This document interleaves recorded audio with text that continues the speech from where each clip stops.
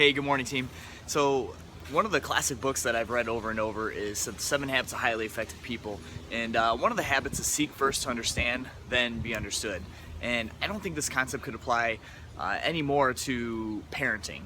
You know, if you have a customer or a client in business, seek first to understand before being understood is essential. And whether you're trying to sell something or trying to understand someone else's perspective, because in our head, most of the time we're always right, and somebody else trying to convince us that they're right just simply doesn't work. So what we have to do first as an instructor or a teacher is try to make them understand that, or at least listen to them first before we try to help them understand maybe a different way of thinking.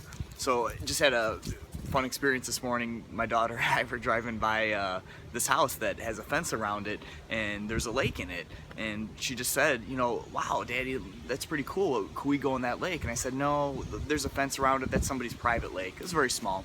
And she said, but that's so unfair. That's so selfish. And you know, to a child, she's absolutely right. Why wouldn't you share? Isn't that what we teach children all the time? If you have two of something, share with somebody else. If you have one of something, split it in half and share.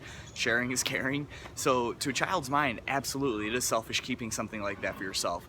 But I try to kind of reframe and help her understand, and especially in this litigious society, if somebody swims in your lake and there's an accident, that you're responsible. So trying to put a fence around it and keep them safe, and then also keeping you safe from being sued or something like that. Something at first glance a child wouldn't understand,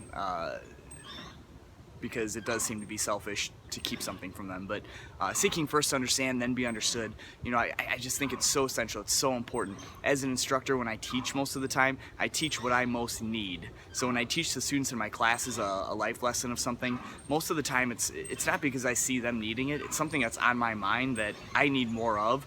And by me teaching it, you know, the lesson really drives into the marrow of me. So not only am I trying to help the students, it's a valuable lesson, but at the end of the day, I'm helping myself as well and reinforcing that. So, you know, again, being a parent, you're being a teacher, you're an instructor, you're trying to lead the little ones, and whether you're also doing the same thing with the client and tell them what's best for them, you've always got to seek first to understand. There's no way you're going to change somebody's mind or definitely change their belief system without understanding where they're coming from first. So, you know, that was just on my mind this morning, and it happens over and over. I think that's what I use most out of the 7 habits. It's not necessarily being proactive or any of the other habits, seeking first to understand.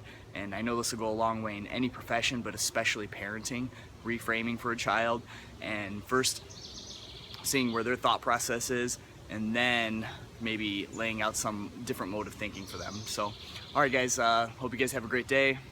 Enjoy.